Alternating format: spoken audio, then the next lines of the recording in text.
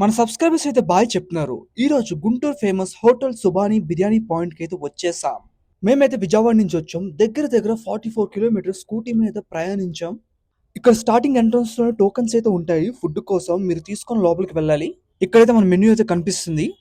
Food ఏం తీసుకున్నారు? ఇక్కడ చికెన్ ఫ్రై బిర్యానీ తీసుకున్నాం. చికెన్ ఫ్రై బిర్యానీ బాగుంది బ్రో. బాగుంది, వెరీ టేస్టీ. మిగతా ఐటమ్స్ ఏం బాగుంటాయి ఇక్కడ అన్ని బాగానే ఉంటాయి బ్రో. సుబానీ అంటే ఫేమస్.